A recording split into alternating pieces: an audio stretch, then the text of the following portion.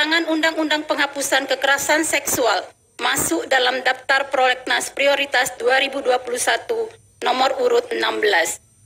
Selanjutnya, rancangan undang-undang penghapusan kekerasan seksual juga masuk dalam prolegnas prioritas 2022 sebagai salah satu lunturan dari prolegnas RUU prioritas 2021 yang dikukuhkan dalam surat keputusan DPR RI nomor 8 DPR RI garing 2021-2024 nomor urut 14. Namun, dalam dinamika pembahasan di Badan Legislasi DPR RI, judul RUU mengalami perubahan menjadi Rancangan Undang-Undang tentang Tindak Pidana Kekerasan Seksual.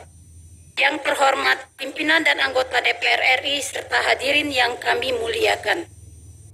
Fraksi Partai Gerindra DPR RI sejak awal memberikan harapan besar terhadap proses penyusunan Rancangan Undang-Undang tentang Tindak Pidana Kekerasan Seksual. Karena itu, kami perlu menyampaikan beberapa catatan. 1. Kami menyetujui nama RUU diubah dari RUU Penghapusan Kekerasan Seksual menjadi RUU Tindak Pidana Kekerasan Seksual. Lebih lanjut, kami juga berharap kata kekerasan dihapus sehingga menjadi RUU Tindak Pidana Seksual. Menurut kami, kata kekerasan identik bersifat fisik, sementara dalam RUU ini juga mengatur tindak pidana seksual yang bersifat non-fisik. Selain itu, kata kekerasan bertendensi bahwa RUU ini lebih mengedepankan penindakan, padahal paradigma pencegahan jauh lebih penting, atau setidak-tidaknya harus berimbang antara pencegahan dan penindakan.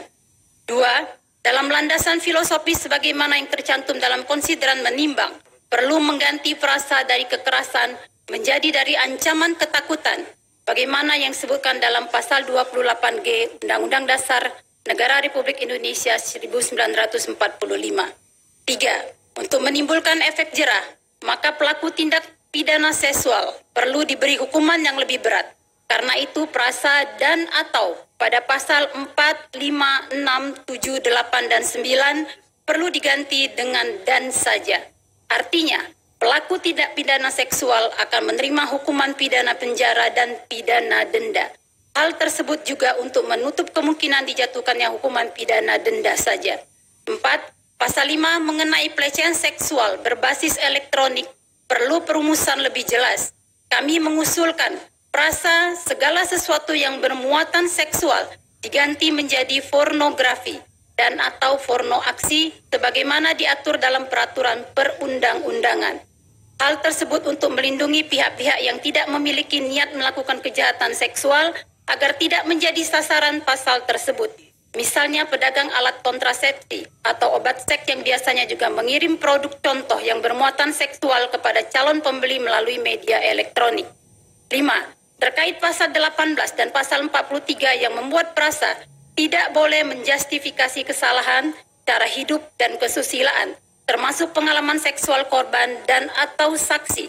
Kami berpandangan bahwa frasa tersebut berpretensi melindungi praktik seks penyimpang dan free sex. Kami berharap agar frasa cara hidup dan kesusilaan termasuk pengalaman seksual dihapus dari kedua pasal tersebut. 6.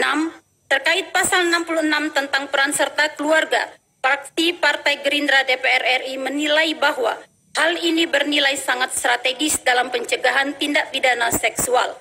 Kami menilai perlu ada penguatan pasal tersebut berupa reward dan punishment kepada keluarga yang aktif atau tidak aktif dalam pencegahan tindak pidana seksual.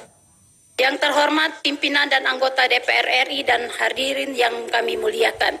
Dengan memperhatikan catatan dan masukan di atas, fraksi Partai Gerindra DPR RI menyatakan menyetujui rancangan undang-undang tindak pidana kekerasan seksual ditetapkan sebagai usul inisiatif DPR RI.